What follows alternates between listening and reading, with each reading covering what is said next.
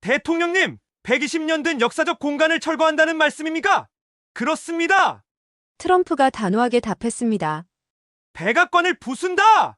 이 한마디가 전 세계를 충격에 빠뜨렸습니다. 120년의 역사를 자랑하는 미국의 상징, 백악관. 그 안에 있던 이스트룸을 철거하고 3,500억 원 규모의 초호화 연회장을 짓겠다는 발표가 나온 순간 세계 언론은 일제히 이 소식을 톱뉴스로 다뤘습니다. 그런데 왜 하필 지금일까요? 미국이 가장 강력한 나라임을 증명해온 그 백악관을 왜 스스로 무너뜨리기로 한 걸까요? 더 놀라운 건 이 결정 뒤에 숨겨진 진짜 이유입니다. 트럼프가 직접 언급한 한 나라. 그 나라는 이미 미국이 꿈꾸는 무대를 완성해 놓았습니다. 세계 정상들이 감탄하고 외신이 극찬하고 미국조차 질투하는 그 공간. 대체 어느 나라일까요? 지금부터 여러분께 들려드릴 이야기는 단순한 건축 프로젝트가 아닙니다. 국가 간 위상 경쟁의 최전선에서 벌어진 놀라운 반전의 이야기입니다. 구독과 좋아요는 더 좋은 영상을 만드는데 큰 힘이 됩니다. 여러분의 의견을 댓글로 남겨주세요. 워싱턴 DC. 백악관 앞 잔디밭에는 수백 명의 기자들이 몰려 있었습니다. 오전 10시. 백악관 대변인이 단상에 올라 마이크 앞에 섰어요. 오늘 중요한 발표가 있겠습니다. 그의 목소리는 침착했지만 기자들 사이에서는 이미 술렁임이 시작되고 있었어요. 전날 밤부터 흘러나온 루머 때문이었죠. 백악관에 뭔가 큰 변화가 온다는 소문이었습니다. 트럼프 대통령께서 직접 발표하시겠습니다. 잠시 후 트럼프가 나타났습니다. 그의 손에는 두툼한 파일이 들려 있었어요. 카메라 플래시가 일제히 터졌습니다. 여러분, 오늘 미국 역사의 새로운 장이 열립니다. 트럼프가 입을 열었습니다. 그의 목소리에는 자신감이 넘쳤어요. 백악관 이스트룸을 철거하고 새로운 그랜드홀을 건설하겠습니다. 순간 기자들 사이에서 웅성거림이 폭발했습니다. 누군가 손을 번쩍 들었어요. 대통령님, 120년 된 역사적 공간을 철거한다는 말씀입니까? 그렇습니다. 트럼프가 단호하게 답했습니다. 이스트룸은 낡았어요. 시설도 구식이고 규모도 작습니다. 세계 최강국의 위상에 걸맞지 않죠. 또 다른 기자가 물었습니다. 얼마나 투자하실 계획입니까? 3,500억 원 규모입니다. 트럼프가 파일을 펼쳤습니다. 거기에는 새로운 연회장의 설계도가 들어있었어요. 면적은 1,500제곱미터. 1,000명 이상을 수용할 수 있는 초대형 연회장입니다. 최첨단 설비와 최고급 인테리어로 꾸며질 거예요. 왜 지금입니까? 또 다른 질문이 쏟아졌습니다. 트럼프는 잠시 침묵했어요. 그의 눈빛이 예리하게 변했습니다. 외교는 이제 무대 싸움입니다. 그가 천천히 말했습니다. 국가의 위상은 말로만 증명되지 않아요. 보여주는 공간으로 증명되는 겁니다. 세계 정상들이 백악관에 왔을 때 그들이 어떤 공간에서 대접받느냐가 중요해요. 기자회견장이 조용해졌습니다. 모두가 트럼프의 다음 말을 기다렸어요. 우리는 세계 최강국입니다. 하지만 우리의 연회시설은 그렇지 못해요. 다른 나라들이 우리를 따라잡고 있습니다. 아니, 어떤 나라는 이미 우리를 넘어섰어요. 어느 나라를 말씀하시는 겁니까? 기자의 질문에 트럼프가 잠깐 멈칫했습니다. 그는 대답하지 않았어요. 하지만 그의 표정에서 뭔가를 읽을 수 있었습니다. 경쟁심 같은 것 말이죠.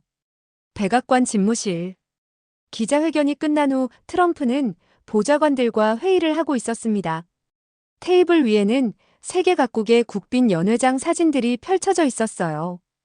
이게 프랑스 베르사유궁입니다. 보좌관이 사진을 가리켰습니다. 영국 버킹엄궁의 연회장이고요. 중국 인민대회당은 10,000명을 수용합니다. 트럼프는 사진들을 하나하나 살펴봤습니다. 그의 표정이 점점 굳어졌어요. 우리 백악관은요? 이스트룸이 가장 큰 공간인데 400명 정도 수용합니다. 400명이라고요? 트럼프가 테이블을 쳤습니다. 중국은 10,000명, 프랑스는 수천 명인데 우리는 겨우 400명이라는 겁니까? 그렇습니다. 게다가 시설도 낡았어요. 에어컨도 제대로 안 되고 음향시설도 구식입니다. 이건 말이 안 됩니다. 트럼프가 의자에서 일어났습니다. 우리가 세계 최강국이라면서 연회장은 이 모양이라니. 세계 정상들이 와서 뭘 보겠어요? 낡은 시설, 비좁은 공간을 보는 거죠. 그래서 리모델링이 필요합니다. 수석보좌관이 조심스럽게 말했습니다. 이스트룸을 철거하고 새로 지어야 해요. 최소한 1000명은 수용할 수 있는 규모로요. 비용은요? 3,500억 원 정도 예상됩니다. 트럼프는 창밖을 바라봤습니다. 백악관의 하얀 외벽이 햇살을 받아 빛나고 있었어요. 120년 역사라는 게 자랑스럽긴 하지만 그게 발목을 잡아선 안 됩니다. 그가 단호하게 말했습니다. 역사는 존중하되 현실을 직시해야 해요. 지금 우리에게 필요한 건 과거의 영광이 아니라 현재의 위상입니다. 반대 여론이 만만치 않을 겁니다. 또 다른 보좌관이 우려를 표했습니다. 백악관은 미국의 상징이에요. 함부로 손댈 수 없다고 생각하는 사람들이 많습니다. 그들에게 물어보세요. 트럼프가 날카롭게 말했습니다. 미국이 중국에게, 프랑스에게 밀리는 걸 원하냐고. 세계 정상들이 백악관에 와서 실망하는 걸 원하냐고요. 회의실에 무거운 침묵이 흘렀습니다. 트럼프의 말이 맞았어요. 누구도 미국이 뒤처지는 걸 원하지 않았으니까요. 특히 트럼프가 다시 입을 열었습니다. 한 나라가 있습니다. 그 나라는 이미 우리가 꿈꾸는 수준의 연회시설을 갖췄어요. 어느 나라입니까? 보좌관들이 일제히 물었습니다. 트럼프는 잠시 망설이다 말했어요. 한국입니다. 순간 회의실이 조용해졌습니다. 한국? 보좌관들은 서로 얼굴을 쳐다봤어요. 한국의 청와대와 용산 대통령실, 국빈 연회장 시설을 보셨습니까? 트럼프가 물었습니다. 지난 G7 정상회의 때 각국 정상들이 감탄했어요. 시설도 규모도 격식도 완벽했다고 합니다. 수석보좌관이 자료를 찾아 펼쳤습니다. 한국은 영빈관과 국빈 만찬장을 세계 최고 수준으로 운영하고 있습니다. 최근 몇 년간 수많은 정상회담을 성공적으로 치렀죠. 그렇습니다.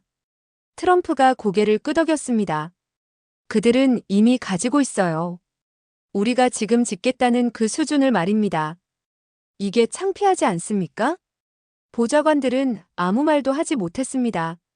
미국이 세계 최강국이라고 자부하면서 정작 국빈, 연회시설에서는 다른 나라에 뒤처져 있다는 사실이 불편했어요. 이제 시작합니다. 트럼프가 선언했습니다. 120년 역사를 자랑만 하지 말고 새로운 120년을 준비하는 겁니다. 이스트룸을 철거하고 그랜드홀을 짓겠어요. 세계 어느 나라와 견줘도 뒤지지 않는 연회장을요. 언제 시작합니까? 즉시입니다. 트럼프의 목소리에는 결연함이 묻어났습니다. 설계는 이미 끝났어요. 예산도 확보했습니다. 이제 실행만 남았죠. 워싱턴의 밤은 깊어가고 있었습니다. 백악관의 불빛이 어둠 속에서 빛나고 있었어요. 그 안에서 미국 역사상 가장 큰 변화 중 하나가 준비되고 있었습니다. 트럼프는 혼자 집무실에 남아 창밖을 바라봤습니다. 그의 머릿속에는 한국의 영빈관 사진이 떠올랐어요. 세계 정상들이 감탄하며 셔터를 눌렀던 그 공간. 완벽한 조명, 우아한 인테리어, 압도적인 규모. 우리도 해야 합니다. 그가 혼잣말로 중얼거렸습니다. 미국이 따라가는 나라가 아니라 미국이 앞서가는 나라가 되어야 해요. 120년 역사의 백악관. 그 상징적인 공간이 무너지고 새로운 시대가 열리려 하고 있었습니다. 하지만 정작 세계는 알고 있었어요. 이 변화의 이유가 단순한 시설 개선이 아니라는 걸요. 국격 경쟁. 그 치열한 싸움의 신호탄이 지금 막 올라간 겁니다. 백악관 지하 설계실. 거대한 테이블 위에 청사진이 펼쳐져 있었습니다. 3,500억 원 규모의 그랜드홀 설계도였어요. 건축가들과 보좌관들이 그 주변에 모여 서 있었습니다. 이게 최종 설계안입니다. 수석 건축가가 포인터로 도면을 가리켰습니다. 1500제곱미터 규모, 1000명 이상 수용 가능. 천장 높이는 12m로 웅장함을 극대화했습니다. 트럼프가 도면을 면밀히 살폈습니다. 그의 눈빛은 진지했어요. 조명은요? 최첨단 LED 시스템입니다. 분위기에 따라 색온도와 밝기를 자유롭게 조절할 수 있어요. 샹들리에는 스와로브스키 크리스탈로 제작됩니다. 음향 시설은요? 모스 프로페셔널 시스템을 도입합니다. 어느 위치에서든 완벽한 음질을 보장하죠. 동시통역 부수도 6개 설치됩니다. 트럼프는 고개를 끄덕였습니다. 하지만 그의 표정에는 여전히 뭔가 부족하다는 기색이 역력했어요. 이 정도면 세계 최고 수준입니까? 건축가가 잠시 망설였습니다. 최상위권입니다. 하지만요? 몇몇 나라는 이미 이 수준을 넘어섰습니다. 순간 회의실의 공기가 무거워졌습니다. 트럼프의 눈빛이 날카로워졌어요. 구체적으로 어느 나라입니까? 수석 보좌관이 태블릿을 켰습니다. 화면에 여러 나라의 연회장 사진들이 떠올랐어요. 프랑스 엘리제궁의 축제의 방은 2000제곱미터입니다. 영국 버킹엄궁의 무도회장은 2500제곱미터고요. 트럼프가 화면을 응시했습니다. 그리고 한국입니다. 보좌관이 다음 사진으로 넘겼습니다. 서울 용산 대통령실의 영빈관과 청와대 본관의 국빈 만찬장이 나타났어요. 한국의 영빈관은 단순히 규모만 큰 게 아닙니다. 시설의 완성도가 압도적이에요. 트럼프는 사진을 확대해서 봤습니다. 화려한 샹들리에, 우아한 대리석 기둥, 정교한 한국 전통 문양이 조화를 이루고 있었어요. 이게 언제 지어진 겁니까? 영빈관은 2018년에 대대적으로 리모델링됐습니다. 청와대 본관은 더 오래됐지만 지속적으로 보수해왔죠. 그들은 우리보다 앞서 있었군요. 트럼프가 씁쓸하게 웃었습니다. 우리가 이제야 계획하는 걸 한국은 이미 실현해 놓은 겁니다. 중요한 건 규모만이 아닙니다. 외교 담당 보좌관이 입을 열었습니다. 이제 외교는 무대 싸움이에요. 국빈을 어떤 공간에서 맞이하느냐가 국가의 위상을 보여줍니다. 설명해 주시죠. 트럼프가 의자에 앉았습니다. 과거에는 외교가 협상 테이블에서 이루어졌습니다. 말과 문서로 모든 게 결정됐죠. 하지만 지금은 다릅니다. 보좌관이 화면을 전환했습니다. 각국 정상회담 사진들이 연속으로 나타났어요. G7, 에이펙, 나토 정상회의. 모든 회의가 어디서 열리느냐에 따라 평가가 달라집니다. 화려한 연회장, 완벽한 서비스, 압도적인 규모. 이런 것들이 국가의 힘을 보여주는 겁니다. 시각적 외교라는 거군요. 정확합니다. 보좌관이 고개를 끄덕였습니다. 세계 정상들은 백악관에 와서 뭘 봅니까? 낡은 이스트룸, 비좁은 공간, 구식 설비를 보는 거죠. 그게 미국의 이미지가 됩니다. 트럼프는 잠시 생각에 잠겼습니다. 보좌관의 말이 뼈아프게 와닿았어요. 반대로 한국은요? 한국은 철저히 준비합니다. 보좌관이 또 다른 자료를 펼쳤습니다. 지난 2019년 한미 정상회담 때 문재인 대통령이 트럼프 대통령을 청와대로 초청했습니다. 그때 영빈관에서 국빈 만찬이 열렸죠. 기억납니다. 트럼프가 말했습니다. 인상적이었어요.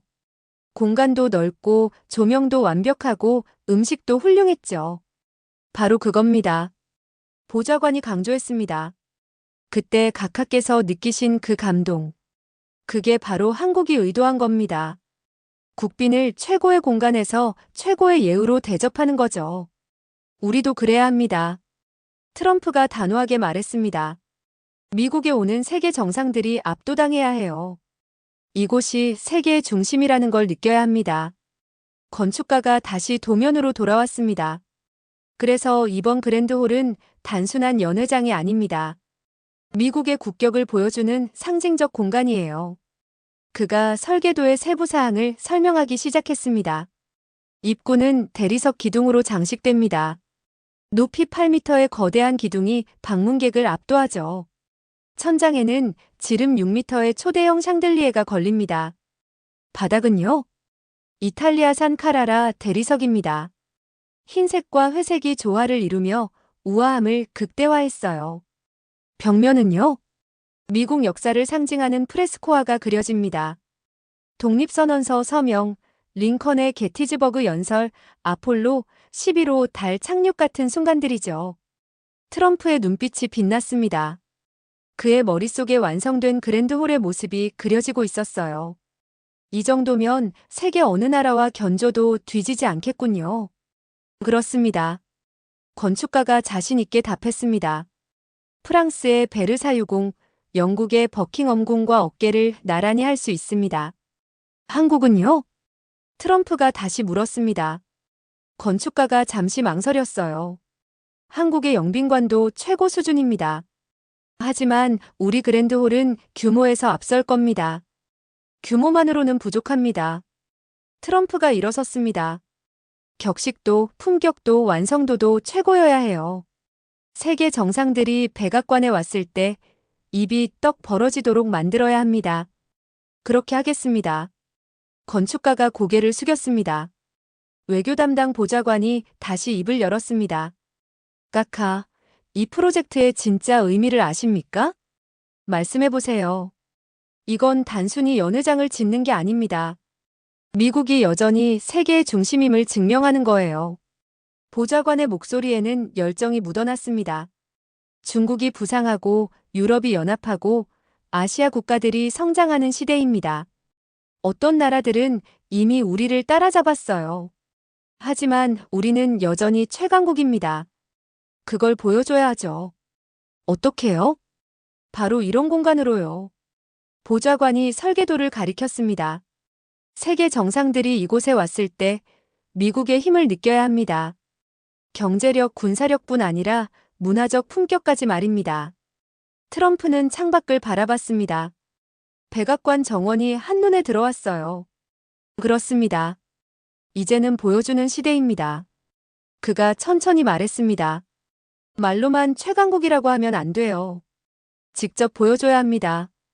이 그랜드홀이 바로 그 증거가 될 겁니다. 공사는 언제 시작합니까? 다음 달입니다. 건축가가 답했습니다. 이스트룸 철거부터 시작해서 완공까지 2년 정도 걸릴 예상입니다. 빨리 진행하세요. 트럼프가 지시했습니다. 미국이 다시 한번 세계에 우리의 위상을 보여줄 시간입니다. 회의가 끝나고 보좌관들이 하나둘 자리를 떠났습니다. 트럼프는 혼자 설계도 앞에 남아 있었어요. 그의 손가락이 도면 위를 천천히 훑었습니다. 3,500억 원.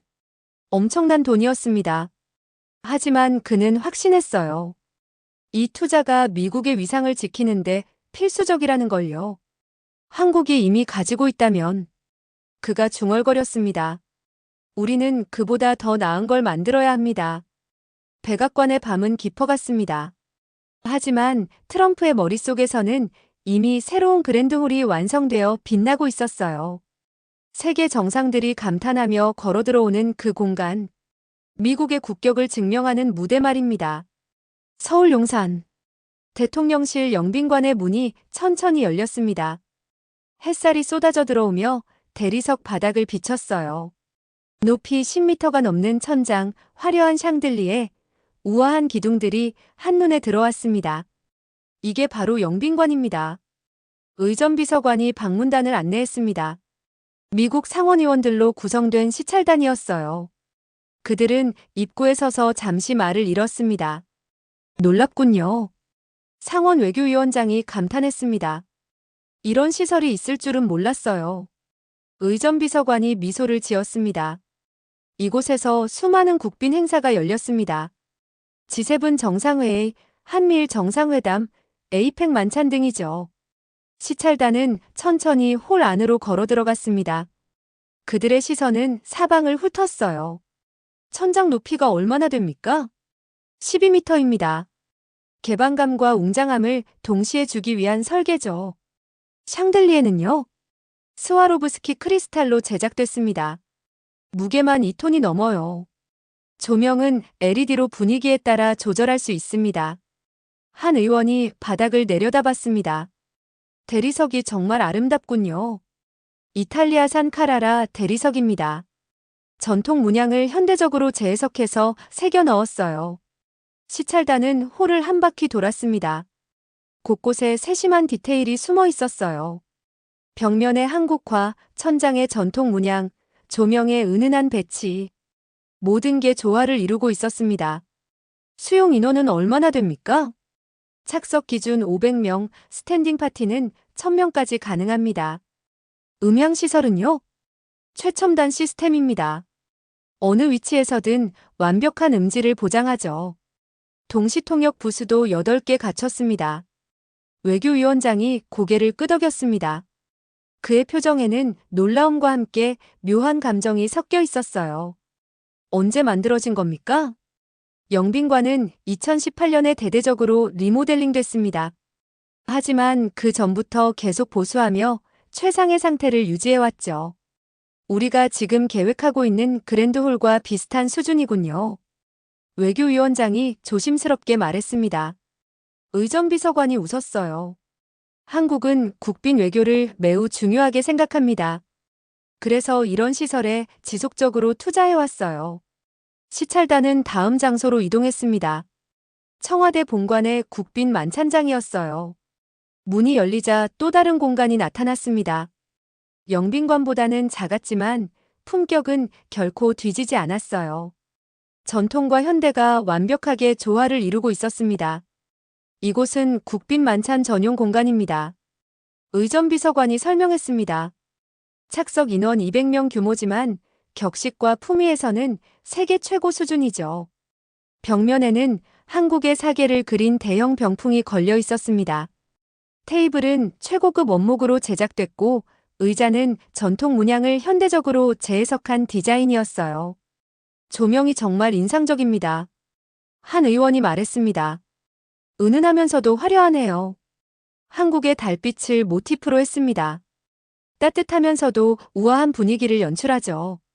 시찰단은 자리에 앉아봤습니다. 의자의 안락함, 테이블의 높이, 조명의 각도. 모든 게 완벽하게 계산돼 있었어요. 식기는요? 왕실 도자기 장인이 직접 제작한 백자입니다. 각 세트마다 12개월이 걸려요. 외교위원장은 잠시 말이 없었습니다. 그는 백악관의 이스트룸을 떠올렸어요. 비좁은 공간, 낡은 시설, 구식 조명. 한국과 비교하니 차이가 확연했습니다. 우리가 뒤처져 있었군요. 그가 솔직하게 말했습니다. 한국은 이미 우리가 꿈꾸는 수준을 실현해 놓았어요. 의전비서관이 겸손하게 답했습니다. 각 나라마다 장점이 있습니다. 미국은 백악관의 역사와 상징성이 있죠. 하지만 시설은 우리가 뒤집니다. 외교위원장이 인정했습니다. 솔직히 놀랐어요. 한국이 이 정도일 줄은 몰랐습니다. 시찰이 끝나고 일행은 회의실로 이동했습니다. 대통령실 외교안보실장이 그들을 맞이했어요. 어떠셨습니까? 실장이 물었습니다. 외교위원장이 솔직하게 답했어요. 인상적이었습니다. 우리가 배워야 할 게 많다고 느꼈어요. 한국은 국빈 외교를 국가 브랜드 전략의 핵심으로 봅니다. 실장이 설명했습니다. 세계 정상들이 한국에 왔을 때 최고의 경험을 하도록 만드는 거죠. 그게 한국의 이미지가 되고 신뢰가 됩니다. 구체적으로 어떻게 합니까? 모든 디테일에 신경 씁니다. 실장이 자료를 펼쳤습니다. 공간, 음식, 서비스, 의전 순서 모든 게 완벽해야 해요. 국빈이 도착하는 순간부터 떠나는 순간까지 한치의 허술함도 없어야 합니다. 지난 G7 때도 그랬습니까? 그렇습니다. 실장이 고개를 끄덕였습니다. G7 정상회의는 한국 외교의 하이라이트였어요. 각국 정상들이 극찬했습니다. 시설도 서비스도 음식도 완벽했다고요.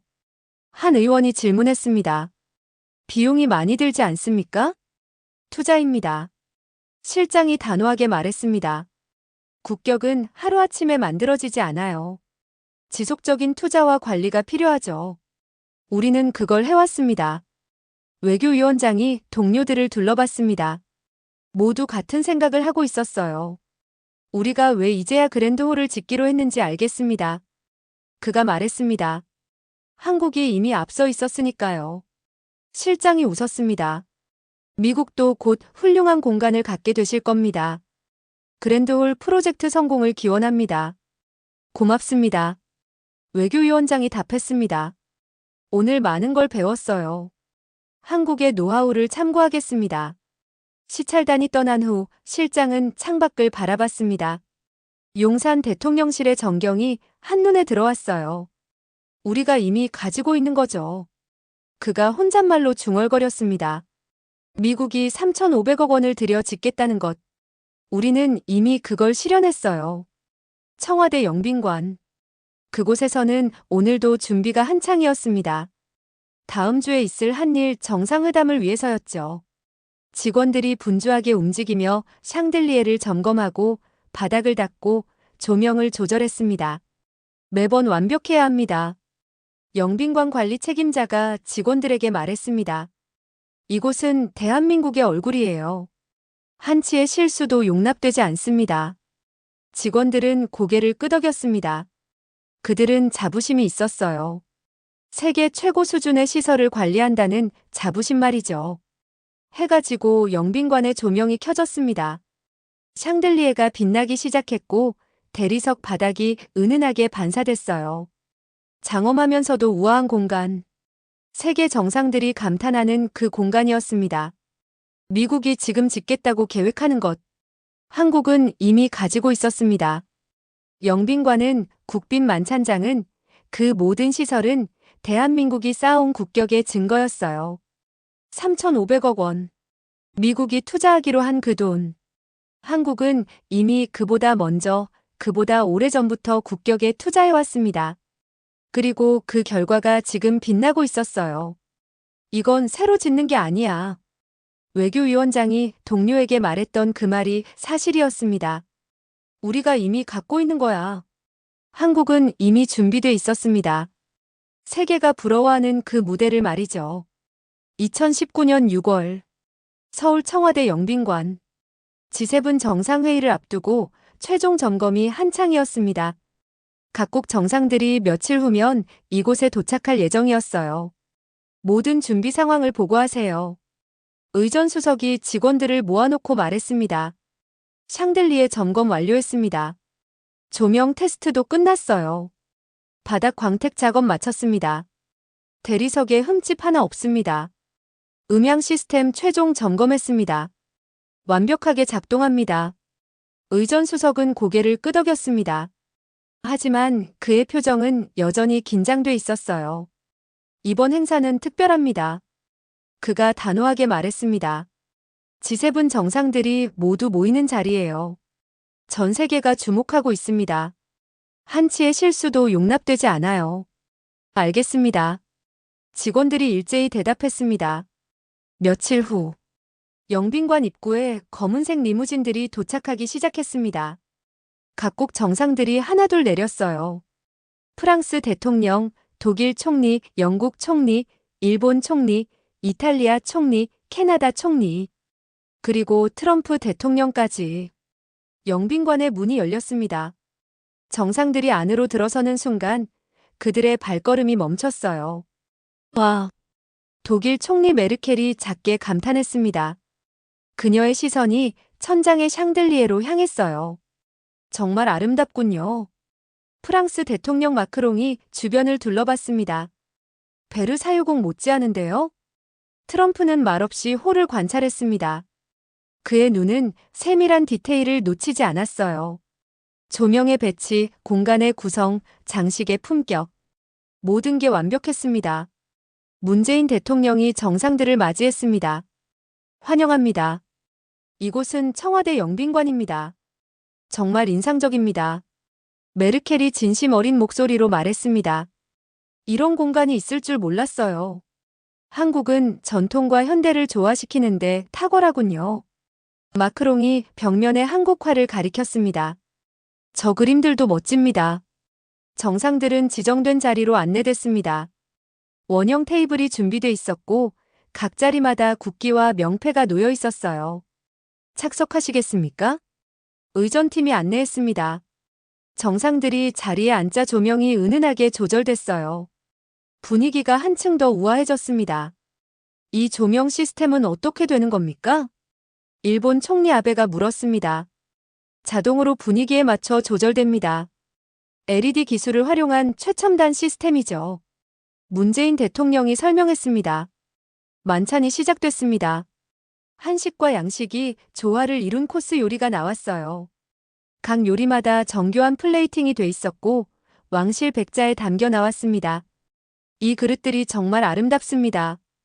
캐나다 총리가 감탄했습니다. 전통 백자입니다. 장인이 직접 제작한 거죠. 맛도 훌륭하고 플레이팅도 예술 수준이네요. 이탈리아 총리가 음식을 맛보며 말했습니다. 만찬 중간 트럼프가 문재인 대통령에게 조용히 말했습니다. 대단합니다. 이 공간, 이 시설 모두요. 감사합니다. 솔직히 백악관보다 낫습니다. 트럼프의 말에 주변 정상들이 웃음을 터뜨렸어요. 하지만 트럼프는 진지했습니다. 농담이 아닙니다. 우리 백악관 이스트룸은 이것의 절반도 안 돼요.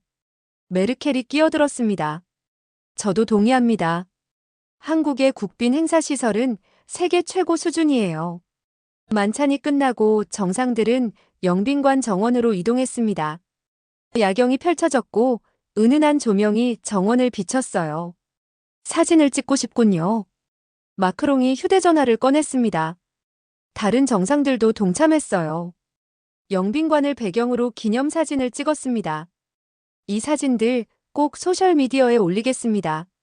마크롱이 웃으며 말했습니다. 프랑스 국민들도 이 아름다운 공간을 봐야 해요. 다음 날 아침, 세계 각국 언론이 일제히 G7 정상회의를 보도했습니다. 그런데 뉴스의 초점은 회의 내용만이 아니었어요. 한국 청와대 영빈관, 세계 정상들 감탄. G7 정상들이 극찬한 한국의 국빈 시설. 트럼프도 인정한 청와대의 품격. 미국 CNN 뉴스에서는 영빈관 내부 영상을 상세히 보도했습니다. 한국은 이번 G7 정상회의에서 완벽한 호스트 역할을 했습니다. 특히 청와대 영빈관은 각국 정상들로부터 극찬을 받았죠. 영국 BBC도 마찬가지였습니다. 한국의 국빈 외교시설은 세계 최고 수준입니다. 전통과 현대가 완벽하게 조화를 이루고 있어요. 프랑스 르몽드는 한 걸음 더 나아갔습니다. 한국 청와대 영빈관은 베르사유궁과 비교해도 손색이 없습니다. 아니, 어떤 면에서는 더 뛰어나다고 할 수 있죠. 워싱턴 포스트는 트럼프의 반응에 주목했습니다. 트럼프 대통령이 한국 청와대를 극찬했습니다. 백악관보다 낫다는 발언까지 나왔죠. 이는 미국 백악관의 시설 개선 필요성을 시사합니다. 뉴욕타임스는 분석 기사를 실었습니다. 한국의 국격이 시설로 증명됐습니다. G7 정상들이 모두 감탄한 청와대 영빈관은 단순한 건물이 아닙니다. 국가의 품격과 외교력을 보여주는 상징이죠. 서울 청와대 외교안보실에서는 각국 언론 보도를 모니터링하고 있었습니다. 반응이 폭발적입니다. 외교안보 수석이 보고했습니다. 전 세계 언론이 우리 영빈관을 극찬하고 있어요. 예상했던 겁니까? 문재인 대통령이 물었습니다. 어느 정도는요? 하지만 이 정도일 줄은 몰랐습니다. 수석이 태블릿을 넘기며 보여줬습니다. 특히 트럼프 대통령의 발언이 큰 화제예요. 백악관보다 낫다고 한 게 미국 내에서 논란이 되고 있습니다. 어떤 논란입니까? 백악관 시설 개선 논의가 시작됐어요. 의회에서도 예산 편성을 검토한다고 합니다. 문재인 대통령은 창밖을 바라봤습니다. 영빈관이 저 멀리 보였어요. 우리가 목표했던 게 바로 이겁니다. 그가 조용히 말했습니다. 국격을 시설로 보여주는 것. 세계 정상들이 한국에 와서 감탄하게 만드는 것. 그게 바로 진짜 외교력이죠. 성공했습니다. 수석이 고개를 끄덕였습니다. 이제 한국의 국빈 행사는 세계적 기준이 됐어요. 다른 나라들이 우리를 벤치마킹할 겁니다. 2020년 한미일 정상회담. 다시 한번 영빈관에 세계 정상들이 모였습니다. 이번에는 바이든 대통령과 스가 총리였어요. 역시 인상적입니다. 바이든이 영빈관에 들어서며 말했습니다. 트럼프가 극찬한 이유를 알겠어요. 스가 총리도 동의했습니다. 일본도 이런 시설을 갖추려고 노력 중입니다. 하지만 한국을 따라잡기는 쉽지 않네요. 2022년 에이펙 정상회의. 또다시 영빈관이 세계 정상들을 맞이했습니다. 이번에는 아시아 태평양 국가들의 정상들이었어요. 매번 와도 놀랍습니다. 싱가포르 총리가 말했습니다. 한국의 국빈 외교는 예술입니다. 호주 총리가 덧붙였습니다. 우리도 배워야 할 게 많아요. 청와대 영빈관.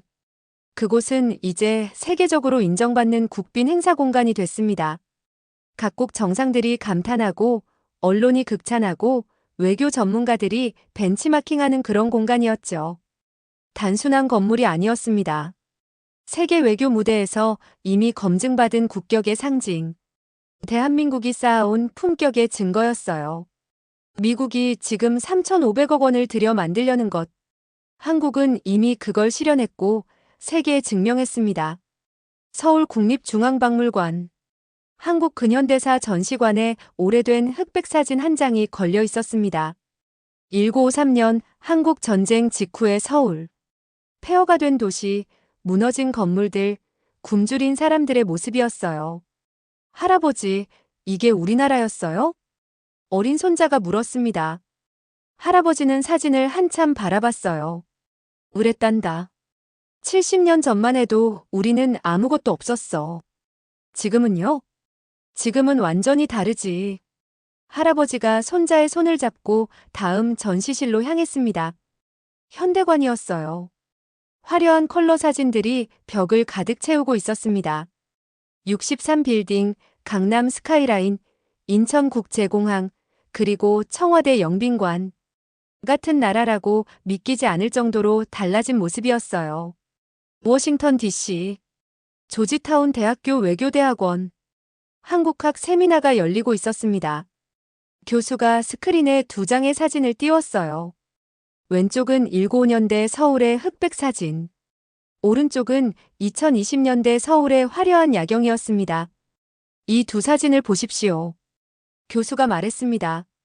70년의 시간 차이입니다. 같은 도시, 같은 나라입니다. 믿기십니까? 학생들이 웅성거렸습니다.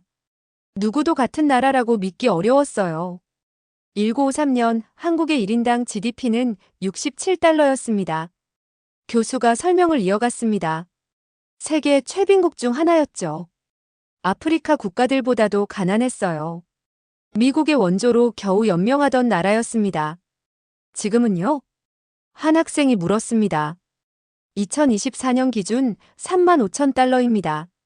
세계 10위권 경제 대국이죠. 반도체, 자동차, 조선, 배터리 모든 분야에서 세계를 선도합니다. 교수가 다음 슬라이드를 넘겼습니다. 한국의 경제 성장 그래프가 나타났어요. 가파른 상승 곡선이었습니다. 이걸 한강의 기적이라고 부릅니다.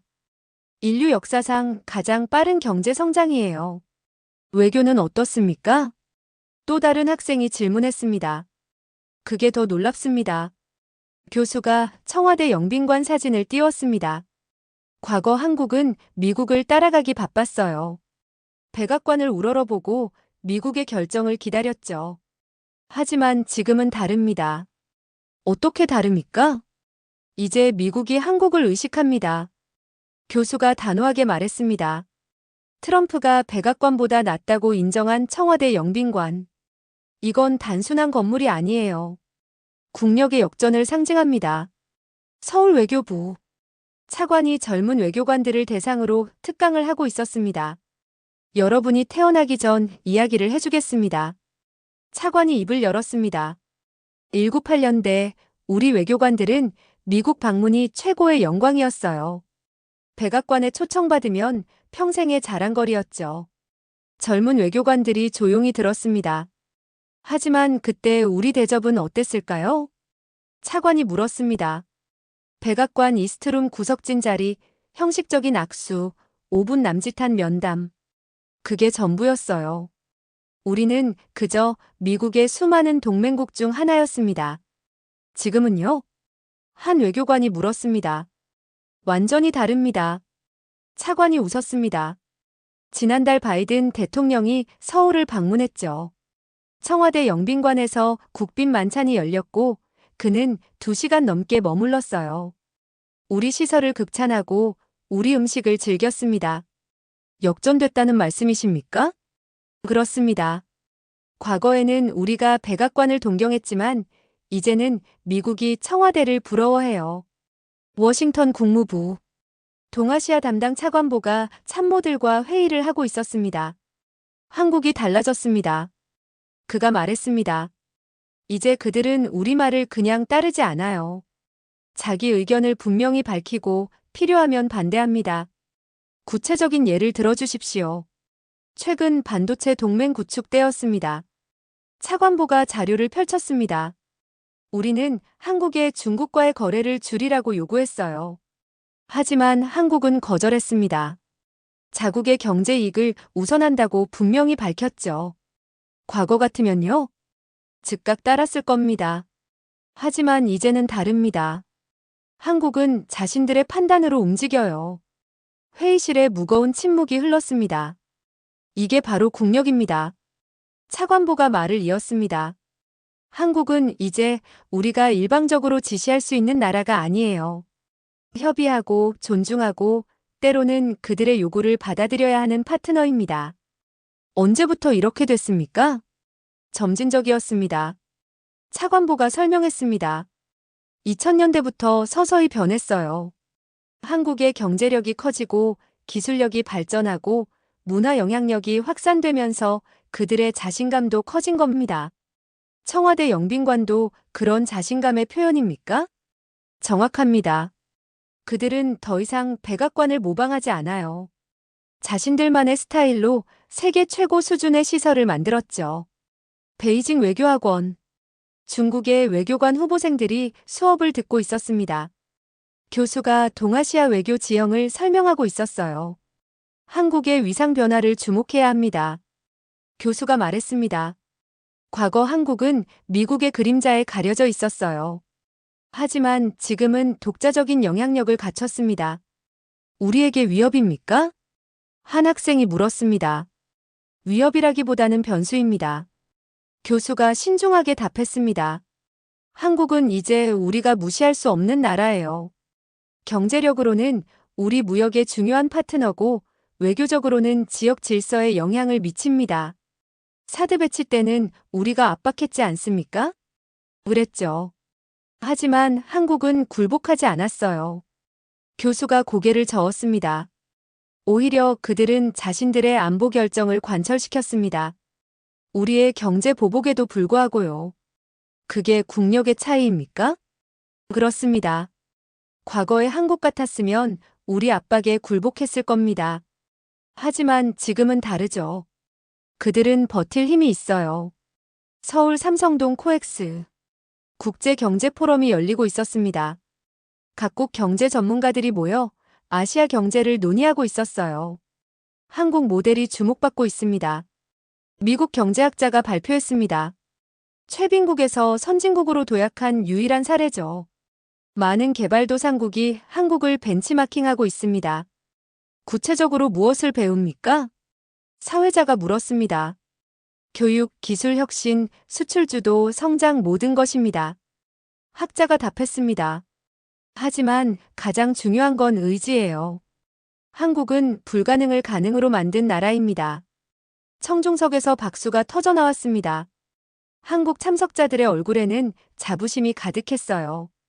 뉴욕 유엔본부 안전보장이사회 회의장 한국 대표가 연단에 섰습니다. 과거와 달리 그의 목소리에는 확신이 담겨 있었어요. 대한민국은 책임 있는 국제사회 일원으로서 역할을 다하겠습니다. 그가 선언했습니다. 우리는 더 이상 도움을 받는 나라가 아닙니다. 도움을 주는 나라입니다. 회의장에서 박수가 울려 퍼졌습니다. 미국 대표도 유럽 대표들도 고개를 끄덕였어요. 세상은 바뀌었습니다. 한국이 미국을 동경하던 시대는 끝났어요. 폐허에서 시작해 70년 만에 세계 10위권 경제 대국으로 세계가 인정하는 선진국으로 올라선 겁니다. 이제 미국이 한국을 의식합니다. 백악관이 청와대를 부러워하고 워싱턴이 서울을 주목하는 시대에 우리가 따라가는 나라가 아니라 세계가 주목하는 나라가 된 거죠. 흑백 사진 속 폐허는 컬러 사진 속 찬란한 도시로 바뀌었습니다. 그리고 그 변화의 중심에 대한민국이 서 있었어요. 워싱턴 백악관 집무실. 늦은 밤 트럼프는 홀로 책상 앞에 앉아 있었습니다. 그의 앞에는 그랜드홀 설계도가 펼쳐져 있었어요. 하지만 그의 시선은 옆에 놓인 다른 사진에 가 있었습니다. 청와대 영빈관 사진이었습니다. They already have it. 그가 작게 중얼거렸습니다. 한국은 이미 가지고 있어. 그의 손가락이 사진 위를 천천히 훑었어요. 화려한 샹들리에, 넓은 공간, 완벽한 조명. 미국이 이제야 만들려고 하는 것을 한국은 이미 완성해 놓았습니다. 트럼프의 눈빛에 미묘한 감정이 스쳤습니다. 부러움? 아니면 경쟁심? 둘 다였을지도 몰라요. 우리가 뒤처졌어. 그가 혼잣말로 말했습니다. 세계 최강국이라는 미국이 한국보다 뒤처진 거야. 다음 날 아침, 백악관 집무실에 수석보좌관이 들어왔습니다. 각하, 그랜드홀 예산안이 의회에서 논란이 되고 있습니다. 무슨 논란입니까? 트럼프가 날카롭게 물었습니다. 3,500억 원이 과도하다는 의견이 있습니다. 역사적 건물을 함부로 건드린다는 비판도 있고요. 그들에게 이 사진을 보여주세요. 트럼프가 청와대 영빈관 사진을 내밀었습니다. 한국은 이미 이런 시설을 갖췄어요. 우리가 예산 아끼다가 언제까지 뒤처져 있을 겁니까? 보좌관은 아무 말도 하지 못했습니다. 의회에 명확히 전하세요. 트럼프가 단호하게 말했습니다. 이건 단순한 건물 공사가 아닙니다. 미국의 자존심이 걸린 문제예요. 한국에게 지는 걸 국민들이 원합니까? 전달하겠습니다. 보좌관이 사진을 들고 나갔습니다. 혼자 남은 트럼프는 창밖을 바라봤습니다. 백악관 정원이 보였어요. 120년의 역사. 미국 권력의 상징. 하지만 그 상징이 이제는 낡아 보였습니다. 워싱턴 의회.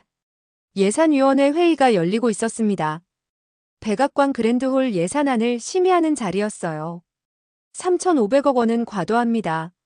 민주당 의원이 반대 의견을 냈습니다. 국민 세금을 이렇게 쓸 수는 없어요. 하지만 필요한 투자입니다. 공화당 의원이 반박했습니다. 여러분, 이걸 보십시오. 그가 스크린에 두 장의 사진을 띄웠습니다. 백악관 이스트룸과 청와대 영빈관이었어요. 이게 미국입니다. 그리고 이게 한국이죠. 의원들이 조용해졌습니다. 두 사진의 차이는 명확했어요. 한국은 우리 동맹국입니다. 하지만 국빈 시설에서는 우리를 앞섰어요. 이게 자랑스럽습니까? 그렇다고 역사적 건물을 함부로 바꿀 수는 없습니다. 반대편 의원이 주장했습니다. 백악관은 미국의 유산이에요. 유산을 지키는 것과 시대에 뒤처지는 건 다릅니다. 찬성편 의원이 목소리를 높였습니다. 트럼프 대통령이 직접 말했어요. 한국 청와대가 백악관보다 낫다고요. 대통령 스스로 인정한 겁니다. 이게 부끄럽지 않습니까? 회의장이 술렁였습니다. 의원들의 표정이 복잡해졌어요. 게다가 찬성편 의원이 말을 이었습니다. 각국 정상들이 뭐라고 합니까? 한국 방문할 때는 감탄하고 미국 올 때는 실망합니다. 우리 백악관이 시설 면에서 뒤처졌다는 걸 모두가 알아요. 구체적인 사례가 있습니까? 지난 G7 때 메르켈 총리가 한 말을 아십니까? 청와대 영빈관이 베르사유궁 못지않다고 했어요. 프랑스 마크롱 대통령은 소셜미디어에 사진까지 올렸죠. 의원들이 서로 얼굴을 쳐다봤습니다. 반면 백악관은요? 찬성편 의원이 목소리에 힘을 줬습니다. 형식적인 약수, 짧은 환담, 좁은 공간. 세계 최강국의 위상에 걸맞지 않습니다. 회의는 경론 끝에 예산안을 가까스로 통과시켰습니다. 하지만 반대 의견도 만만치 않았어요. 백악관으로 돌아온 트럼프는 결과를 전해 들었습니다. 간신히 통과됐습니다.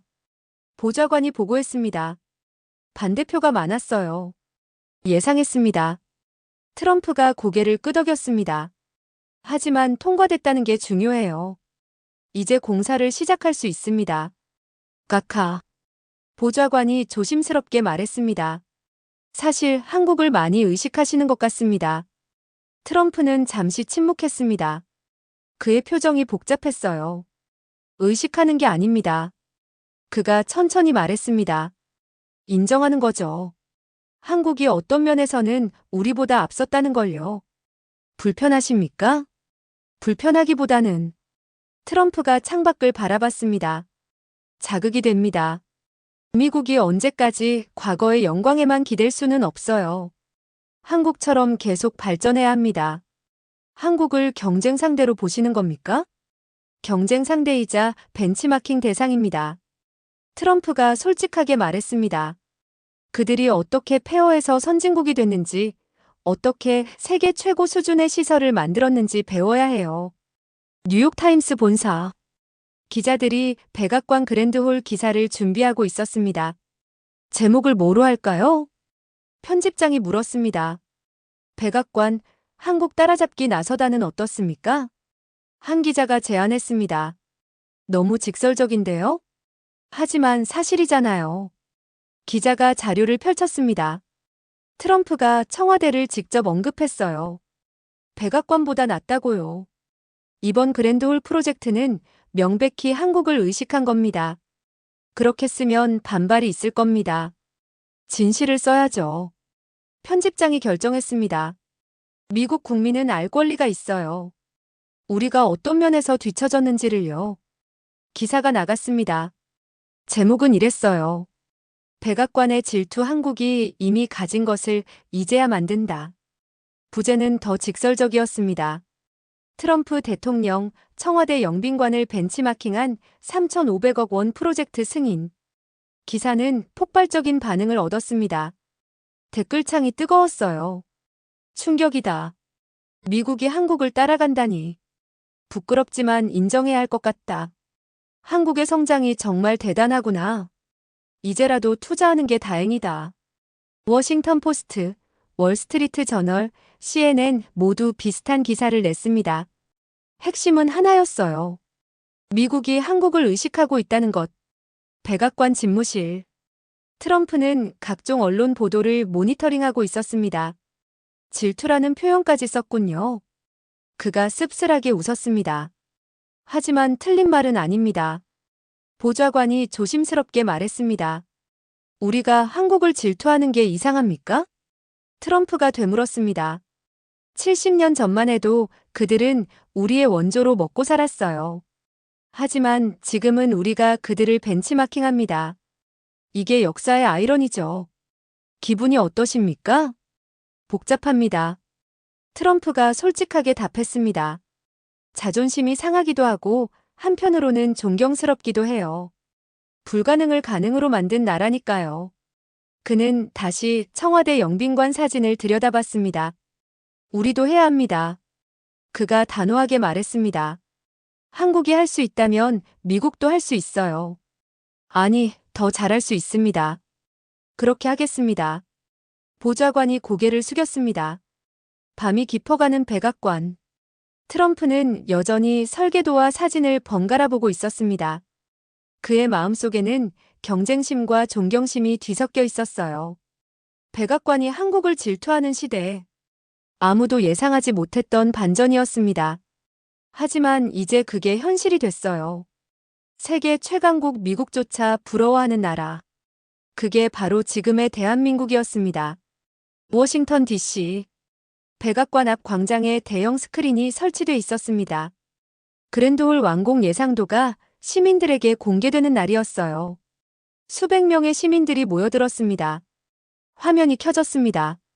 웅장한 공간, 화려한 샹들리에, 대리석 기둥들이 모습을 드러냈어요. 시민들 사이에서 감탄사가 터져나왔습니다. 정말 멋지네요. 한 시민이 말했습니다. 이 정도면 세계 어느 나라와도 견줄 수 있겠어요. 옆에 서 있던 노인이 고개를 끄덕였습니다. 한국 청와대 같은 느낌이네. 한국이요? 젊은 시민이 되물었습니다. 네, G7 때 뉴스에서 봤어요. 한국 청와대 영빈관이 정말 화려하더라고요. 우리 백악관보다 훨씬 나아 보였죠. 그래서 이렇게 짓는 거군요. 젊은 시민이 이해했습니다. 한국을 따라잡으려고요. 따라잡는 게 아니라. 노인이 웃었습니다. 넘어서려는 거죠. 미국은 항상 최고여야 하니까요. 서울 용산 대통령실, 외교안보실에서는 백악관 그랜드홀 소식을 모니터링하고 있었습니다. 미국이 본격적으로 움직였습니다. 담당관이 보고했습니다. 2027년 완공 목표로 공사에 들어갔어요. 우리를 의식한 겁니까? 실장이 물었습니다. 명확합니다. 담당관이 자료를 펼쳤습니다. 설계도를 보면 우리 영빈관과 유사한 점이 많아요. 천장 높이, 샹들리에 배치, 공간 구성 모두 비슷합니다. 벤치마킹했군요. 그렇습니다. 트럼프가 직접 우리 시설을 극찬했고 그걸 참고한 게 분명해요. 실장은 창밖을 바라봤습니다. 영빈관이 저 멀리 보였어요. 우리가 기준이 됐다는 겁니까? 그렇습니다. 담당관이 자랑스럽게 답했습니다. 이제 세계 각국이 국빈 시설을 만들 때 한국을 참고합니다. 미국도 예외가 아니에요. 감회가 새롭습니다. 실장이 조용히 말했습니다. 과거에는 우리가 백악관을 보고 배웠는데 이제는 백악관이 우리를 보고 배우네요. 뉴욕 유엔본부 국제외교 포럼이 열리고 있었습니다. 주제는 국빈 외교의 미래였어요. 한국 모델이 새로운 표준이 되고 있습니다. 프랑스 외교관이 발표했습니다. 국빈을 맞이하는 시설의 품격이 곧 국가의 품격입니다. 한국은 이걸 완벽하게 보여줬어요. 구체적으로 무엇을 배워야 합니까? 사회자가 물었습니다. 디테일입니다. 프랑스 외교관이 답했습니다. 공간의 크기만이 아니라 조명, 음향, 장식, 서비스 모든 것에서 완벽을 추구하는 거죠. 한국은 그걸 해냈어요. 미국도 한국을 따라가는 겁니까? 이미 그렇게 하고 있습니다. 영국 외교관이 끼어들었습니다. 백악관 그랜드홀 프로젝트가 바로 그 증거예요. 한국 청와대를 벤치마킹한 거죠. 청중석에서 웅성거림이 일었습니다. 이건 역사적 전환점입니다. 독일 외교관이 말했습니다. 과거에는 모두가 미국을 따라갔어요. 하지만 이제는 한국을 주목합니다. 특히 외교 인프라에서는 한국이 새로운 기준이 됐죠. 런던 채텀하우스, 영국 왕립국제문제연구소에서 세미나가 열리고 있었습니다. 한국의 위상 변화를 분석해 봅시다. 사회자가 말했습니다. 70년 전 한국은 세계 최빈국이었어요. 미국의 원조로 겨우 연명했죠. 스크린에 1995년대 서울의 흑백 사진이 떴습니다. 하지만 지금은요? 사회자가 다음 화면을 넘겼습니다. 현대 서울의 화려한 야경이 나타났어요. 세계 10위권 경제 대국입니다. 첨단 기술 강국이고 문화 강국이며 이제는 외교 인프라에서도 세계 최고 수준이죠. 미국을 넘어섰다고 봅니까? 한 참석자가 질문했습니다. 특정 분야에서는 그렇습니다. 사회자가 신중하게 답했습니다. 반도체, 배터리, 조선, 그리고 이제 국빈 외교 시설까지. 한국은 미국을 따라잡았고 일부는 넘어섰어요. 전체적으로는요? 아직 미국이 앞서 있습니다. 경제 규모, 군사력, 정치적 영향력 모두요. 하지만 격차가 좁혀지고 있어요. 그게 중요합니다. 서울국회 외교통일위원회 회의가 열리고 있었습니다. 백악관 그랜드홀 프로젝트가 우리에게 주는 의미는 무엇입니까? 한 의원이 외교부 장관에게 물었습니다. 국격의 증명입니다. 장관이 답했습니다. 미국이 우리를 벤치마킹한다는 건 우리가 세계적 기준에 도달했다는 뜻이에요. 자랑스러워해도 됩니까? 당연합니다. 장관이 단호하게 말했습니다. 하지만 여기서 멈춰서는 안 됩니다. 미국이 따라오고 있으니 우리는 더 앞서가야 해요. 구체적인 계획이 있습니까? 영빈관을 더욱 업그레이드하고 국빈 행사 프로토콜을 지속적으로 개선할 겁니다. 우리가 만든 기준을 우리가 계속 높여가는 거죠. 워싱턴 백악관. 트럼프는 그랜드홀 기공식 연설문을 준비하고 있었습니다. 뭐라고 말해야 할까요? 보좌관이 물었습니다. 솔직하게 말하겠습니다. 트럼프가 답했습니다. 우리가 한국에게 배웠다고요. 그들이 보여준 수준을 우리도 달성하겠다고 말이죠. 한국을 직접 언급하시겠습니까? 왜 안 됩니까? 트럼프가 되물었습니다. 인정할 건 인정해야죠. 한국은 폐허에서 일어나 세계 최고 수준의 시설을 만들었어요. 우리도 그들처럼 계속 발전해야 합니다. 기공식 날. 트럼프가 단상에 올랐습니다. 오늘 우리는 새로운 역사를 시작합니다. 그가 말했습니다. 120년 된 백악관에 새로운 공간이 만들어집니다.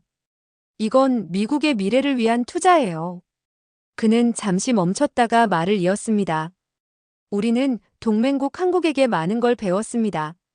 그들의 청와대 영빈관은 세계 최고 수준이죠. 우리도 그 수준에 도달하고 나아가 넘어서겠습니다.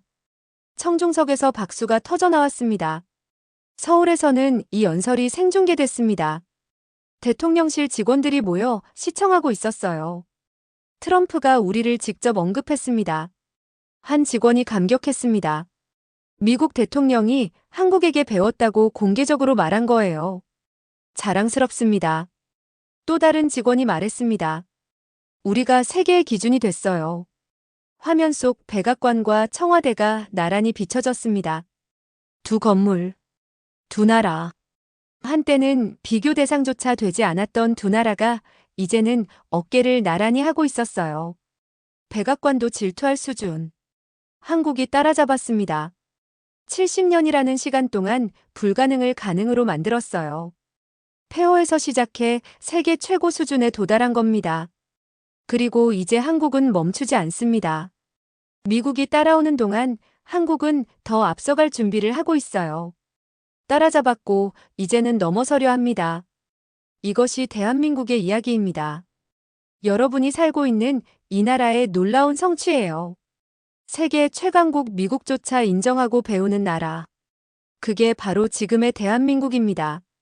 이 영상이 여러분에게 자부심을 드렸다면 구독과 좋아요 부탁드립니다. 여러분의 작은 관심 하나하나가 이런 감동적인 이야기를 더 많은 사람들에게 전하는 큰 힘이 됩니다. 댓글로 여러분의 생각도 나눠주세요. 대한민국의 성취에 대해 함께 이야기하고 싶습니다. 다음 영상에서는 한국이 세계를 놀라게 한 또 다른 이야기를 준비했습니다. 알림 설정을 켜두시면 새로운 영상을 가장 먼저 만나보실 수 있어요. 감사합니다.